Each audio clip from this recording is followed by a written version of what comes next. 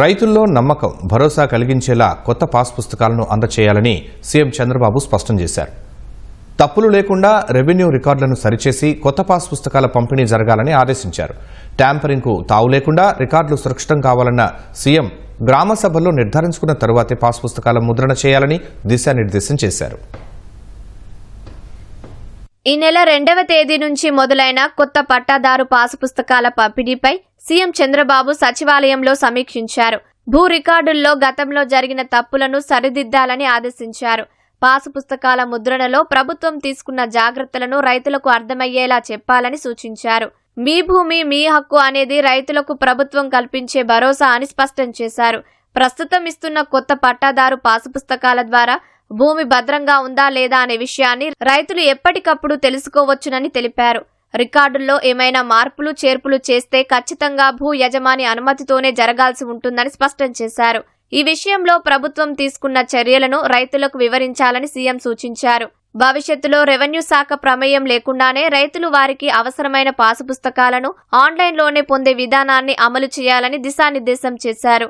ఈ క్రమంలో పూర్తి స్థాయిలో టెక్నాలజీని వినియోగించుకోవాలన్నారు. పట్టాదారు పాసు పుస్తకాల పంపిణీపై సమీక్ష సందర్భంగా క్షేత్రస్థాయిలో జరుగుతున్న పంపిణీ విధానాన్ని అధికారులు ముఖ్యమంత్రికి వివరించారు. ఈ నెల 2వ తేదీ నుంచి ఇప్పటి వరకు 6.07 లక్షల పట్టాదారు పాసు పుస్తకాలను పంపిణీ చేశామని సీఎంకు తెలిపారు.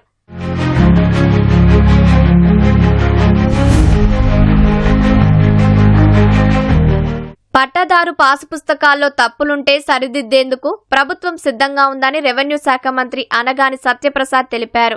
వైసీపీ ప్రభుత్వ హయాంలో నిర్వహించిన రీసర్వేలో తప్పులు దొర్లాయని, కూటమి ప్రభుత్వం అధికారంలోకి వచ్చాక వాటిని సరిదిద్ది పట్టాదారు పాసు పుస్తకాలు పంపిణీ చేస్తోందన్నారు. పట్టాదారు పాసు పుస్తకాలు ముద్రించాక కొందరు పట్టాదారులు చనిపోయారని, వారి స్థానంలో కొత్తగా వచ్చిన హక్కుదారుల పేర్లు చేర్చి పుస్తకాలు ఇవ్వాల్సి ఉందని వివరించారు. గత ప్రభుత్వంలో 6,688 గ్రామాల్లో తప్పుల తడకగా రీసర్వే చేశారని, 4,783 గ్రామాల్లో పంపిణీ చేసిన భూ హక్కు పత్రాల్లో తప్పులు దొర్లాయని మండిపడ్డారు. విస్తీర్ణం, జాయింట్ ఎల్పీఎం, పేర్లు, సర్వే నెంబర్లు, ఆధార్లో తప్పులున్నాయని వెల్లడించారు.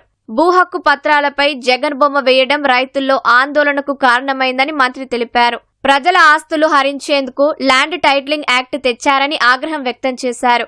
గ్రామ సభల్లో 7.50 లక్షల ఫిర్యాదులు వచ్చాయని, వాటిని కూటమి ప్రభుత్వం పరిష్కరించిందని స్పష్టం చేశారు. పాత దస్తావేజుల్లో ఉన్న విస్తీర్ణం కంటే తగ్గిందని ఫిర్యాదులు వస్తున్నాయన్న మంత్రి అనగాని, నిబంధనల ప్రకారం 5% ఎక్కువ తక్కువ ఉండొచ్చునని తెలిపారు. తేడాలుంటే తిరిగి కొలిపించుకోవచ్చునని సూచించారు.